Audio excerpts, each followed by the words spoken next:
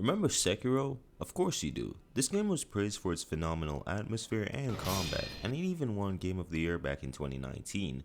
However, while the game gets a lot of praise, when it comes on to the bosses, apart from a few, most of them went under the radar, especially compared to the ones featured in the games before and after, which is kind of sad because Sekiro has a decent boss roster. So I thought it would be cool to make a video ranking all of them. Now I could have made this video about ranking them from worst to best, but a lot of people already know which one would be at the top. So I thought it would be a better idea to rank them based on difficulty, you know, from easiest to hardest. Anyways, without wasting any more of your time, let's get straight to the ranking. The Divine Dragon is one of, if not the most beautiful looking boss, not only in Sekiro but also the Soul series. As soon as you step, or in better words, transported to the arena, you will come across this dreamlike realm where you're walking on the clouds. Seeing this for the first time was an amazing experience, and just like many other bosses in the game, I thought whatever I had to encounter here would be super difficult. The first phase of the fight starts off with the Dragons of the Tree. This is just a multi-enemy phase where you have to take down a bunch of these dragon guys. Doing this on foot is a bit tedious, so the best option is to do an air death blow, as this will kill multiple of them at once. This phase is pretty simple, but the real phase starts now, and here it is, the Ancient Dragon. Seeing this thing for the first time made me think I would have the hardest time of my life, but luckily it was easy as hell. You see, the Divine Dragon is a gimmick fight, and usually these are a pain in the ass, but this one is far from that. The dragon has some tree vines that erupts from the clouds in front of it, and one of these vines or roots will have lightning on it. All you have to do is grapple onto that specific root, grab the lightning and redirect it back at the dragon before landing on the ground. This will do a massive amount of damage, and yeah, that's basically it for the fight. Well, obviously you have to do this many times, but that's just the basics of the fight. The only part of the fight that is somewhat difficult is trying to avoid the dragon's various attacks, and even that is pretty easy compared to what some other bosses pull off in the rest of the game. But yeah, the Divine Dragon is a pretty simple gimmick fight, and that's why I think it's the easiest boss in Sekiro. The first time I walked into this fight, I knew that it wasn't the real version because the actual true monk variant was shown a lot during the promotional material for the game, so whether it was hard or not, I knew that the variant to come later was going to be more challenging. And I was right, as the corrupted monk isn't that hard compared to most other bosses in the game. After a couple of tries, most of its attacks are relatively easy to read. Now while they might be super telegraphed, just like many other bosses in the game, one hit can wipe out 50% of your health, so you still have to be careful. The most powerful attack it has is when it does that consecutive spinny thingy. It's not super hard to deflect, but just know if you get hit one time, you're basically done. But apart from that specific attack, the only other thing that bumps the difficulty slightly for the monk is the fact that it's hard to fill its posture meter. This definitely drags the fight out a bit, but hey, if you have some snap seeds, you can use them to not only temporarily stun the boss, but also do a great amount of posture damage as well. There isn't any crazy strategy you need in order to beat the monk. All you have to do is time the deflects properly and use snap seeds if you can. Not that they're necessary, but they do make the fight shorter and a bit less annoying. Next up we have this man has one of the coolest entrances, and I'm pretty sure he jump scared a lot of people with how loud he is. In terms of design, he's very cool looking, and I also like the fact that he's a horseman. And sure, Elden Ring has a lot of horseman battles, but for some reason, Gyuobu is still up there as my favorite mechanically. And while he is cool, he would have been better if he was more of a spectacle, but that's just my opinion. Now I'm not gonna lie, this man was hard on my first playthrough, but even then he wasn't unbearably hard. Most of the encounter is you dealing damage to his horse while he does some attacks. Some of these attacks include the one where he swings the blade in a circular motion near the ground and some jumping attacks. He obviously had more, but those stood out to me the most. Most of the time he will ride away from you and do a cool drift on his horse. And just like most early game bosses, most of his attacks aren't super hard to read, except for a few. Now when I mentioned some of his attacks, I forgot to mention his regular combos. While they aren't super hard to deflect, the timing on them can be a bit weird and catch you off guard easily. But that's the most difficult part of the fight, I guess. The best way to deal with him is to stay close and use firecrackers, as those seem to be his biggest weakness because they temporarily stun him and his horse, allowing you to get some free hits in. Overall, while Gyuobu might just be a regular first main boss, he does help grow the skill of the player when it comes on to deflections, but apart from that, he's pretty easy. Now I know you might think I'm crazy for putting the folding screen monkeys over the rest of the bosses I've mentioned previously, but I'm not gonna lie. It doesn't matter how many playthroughs I do, but I always forget the approach when it comes on to fighting them, and I know that makes me sound like my IQ is around room temperature level, but trust me, it's not that. It's just that I genuinely think these monkeys make one of the worst fights in the game. But look, I'm not here to complain about whether or not the fight was good or bad. But in terms of difficulty, the hardest part is to figure out how to deal with each of the monkeys. You know what? I think I worded that incorrectly. It's more about, do I have the patience to deal with each of them? And in my case, I don't. So here's the thing with the folding screen monkeys. They're all based on the Japanese saying, hear no evil, speak no evil, do no evil, and see no evil. Each monkey represents one of these saying by either being somewhat blind, deaf, or invisible. I forgot what the other one was. So you have to change up your playstyle in order to deal with them properly. And I'm gonna be honest with you, I did not refight this boss at all for this video. And please, just give me the pass this one time. They're so boring, and earlier this year I fought them and it wasn't even that hard. But it was just painfully mid, so please just give me a pass this one time. But that aside, I still put them over the rest because the learning curve for this fight is completely different than what we're used to, and for a first time playthrough, most players are going to be stuck here for a while. This version of the corrupted monk is pretty much the same as the ghost variant, except it has 2 more phases with different gimmicks. But before I talk about that, this is definitely one of the most underrated boss fights in Sekiro that gets overlooked a lot. First of all, I love the design of her. The long flowing robe, the ghostly looking mask, and the long glaive. She just has this cool, airy vibe to her. The arena is also an underrated aspect of the fight. It's crazy because recently I wanted more boss fights that take place on a bridge. And a quick side note, when I saw this shot in the Elden Ring DLC trailer, I thought this guy would be a cool ass boss, but instead he was just a regular enemy. I know that was a bit random, but anyways, back on topic. Now, looks aside, the Corrupted Monk's fight might not be super hard, but it can be tricky, especially in your first couple tries. While her moveset pretty much remains the same to her ghost counterpart in the first phase, in the second and third there are some differences. In her second phase, she can summon 9 shadow clones at a time to do consecutive attacks. They were a bit tricky at first, but the good thing is that they only do a single attack in one direction. After this, she goes back to her normal attack pattern.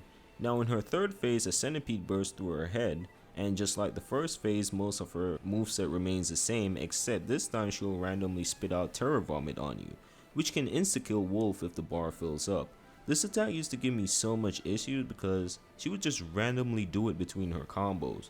But anytime you see it, all you have to do is step to the side and you're pretty much good.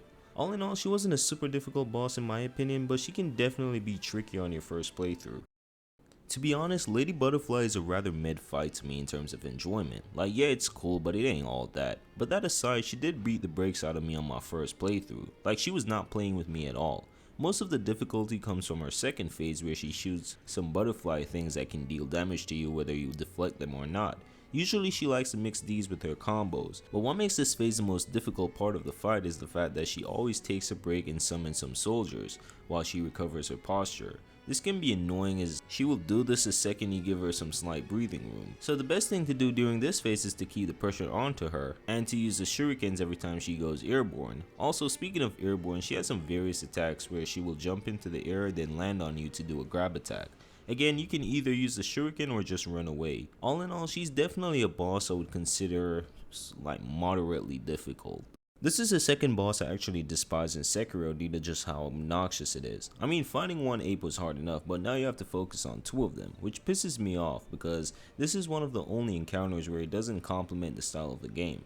You see, the combat of Sekiro focuses on one-on-one encounters, and sure, there's been times where we had to fight multiple enemies at once, but the game often gives you a secret way to take out one of those enemies, so it makes it a bit fair. However, the ape duo is not like that. You see, the first phase of this encounter is similar to the second phase of the Guardian Ape boss, where you fight the headless ape, deflects its sword attack, and run away from the ones with the red kanji. It's pretty simple concept. The only hard part about it is its kind of weird awkward movements and attack patterns. This can easily throw off players, but most of us already know how to deal with this at this point in the game. After getting through the first phase, the ape will then call its friend, and this is where all the bullshit starts. You would think that since these are 2 big ass enemies in a cave, they would slow down the movements of one of them, but no. They both come at you at full speed, so dealing with both of them becomes tedious. Even finding them again to make this video, it took me like, what, 2 tries? And sure, that doesn't sound bad, but it was just hard to keep these 2 separated. I tried to do everything to slow down the headless one, but nothing would work, so I just had to rely on luck. Luckily, the brown one didn't have a lot of posture and health, and it's also weak to firecrackers as it temporarily stuns it. but man, this fight was annoying. After taking out the second ape, all you have to do now is defeat the headless one once and for all. And yeah, that's it. Again, while I don't think it's as hard as the first Guardian Ape fight, it's definitely more annoying. Ever since I stepped in here, I knew that Genichiro would be a tough enemy to face, because I mean, he's the same guy that beat the shit out of us at the end of the tutorial. However, this time you're supposed to get good and win, which made him a roadblock not only for myself but for a lot of other people as well. Genichiro starts off the fight similar to his tutorial counterpart. He's fast and a lot of his attacks, while easily telegraphed now, can feel a bit overwhelming on a first encounter. But the attacks that caught me off guard a lot was any involving him shooting his arrows. The timing on them can feel a bit off, as sometimes he will purposely delay a shot for massive damage and other times he will just jump into the air and fire 3 consecutively. While the first 2 are easy to deflect, the third one timing is a bit off. I find it best to just deflect the first 2 and dodge the third one. The other attacks that you have to watch out for is the floating passage. This is when he goes into a weird stance and does a flurry of attacks. While deflecting this isn't super hard, it can be a bit challenging at first, but if you don't want to deal with that, then all you have to do is just back up and deflect the last hit. That sums up both his first and second phase. In his third, he gets rid of his armor and he will immediately lunge at you, and he countered this by using the Mikiri counter. His moveset remains the same, however, he now has the ability to control lightning. This is definitely his biggest strength, but also his biggest weakness, as at first it's kind of easy to get thrown off guard with his lightning attacks, especially if you didn't read the lightning reversal note just below his arena, but eventually you'll easily pick up on when he's about to do it, and from there on it will be easy to reverse. Now the reason why I say that the lightning is his biggest weakness is because every time you pull off a reversal, it does a ton of health and posture damage to him.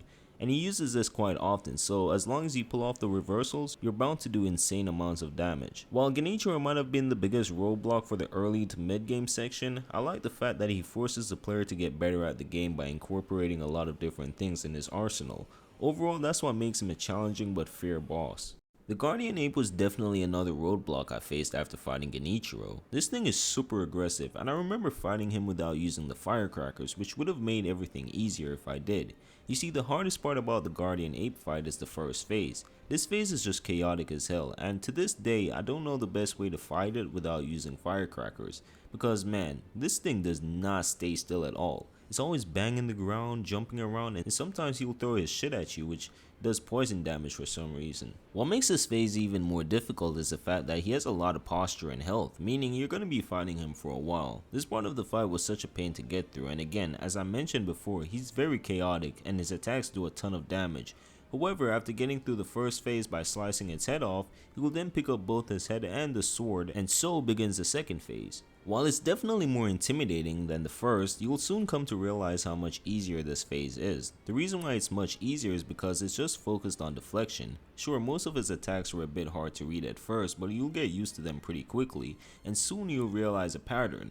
But most of his phase is just deflecting his sword attacks and run away every time you see him charging up a scream. Speaking of that, the scream attack is the worst because if you don't run as soon as he picks his head up, you're gonna get chip damage. And the worst part about this is that he spams it very often, which breaks the flow of the fight. But other than that, this phase isn't too crazy. It's the first that makes the fight difficult. Now we have Shinobi Owl. From the moment I saw Owl, I knew he was not a good guy. I mean, he's always preaching about the Iron Code and how Wolf isn't supposed to break it. So when we finally meet him at the top of Ashina Castle, he gives us 2 options, and it's kinda obvious which one is the best. Choosing to help Hiro initiates the boss fight, and man, this fight was something else. At first I actually hated this encounter due to how sneaky he was and how much tricks he had up his sleeves, but after facing him multiple times in the Reflections of Strength, I've actually come to enjoy this fight, as the main key to defeating him is to be aggressive.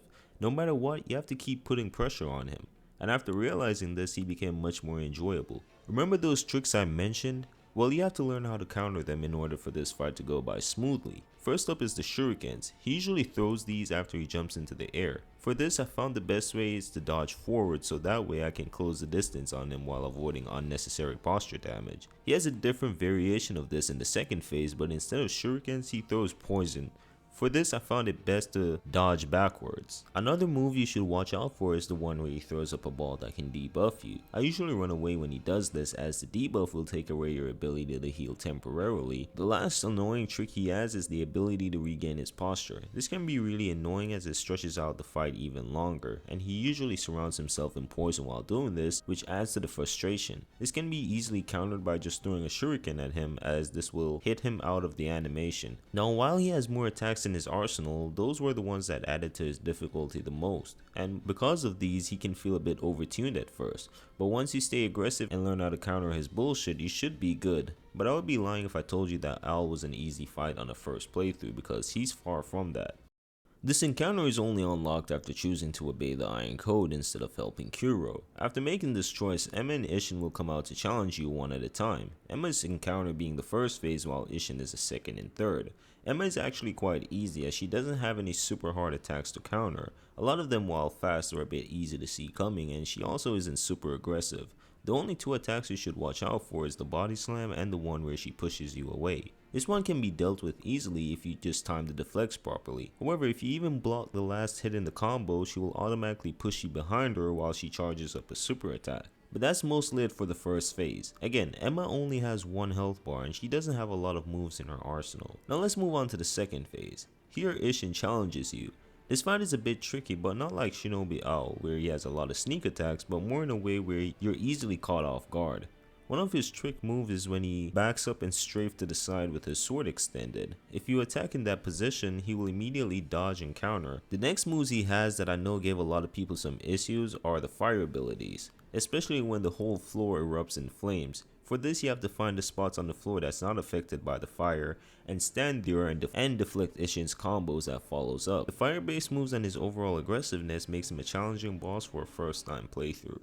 Now we have Ishin the Sword Saint. He's my favorite boss in the game and second favorite boss of all time. I mean, there's just a lot to love about this whole encounter. The arena for one looks really amazing with the tall grass and beautiful scenery in the background, and I also like how spacious it is, and Ishin himself looks really badass as well.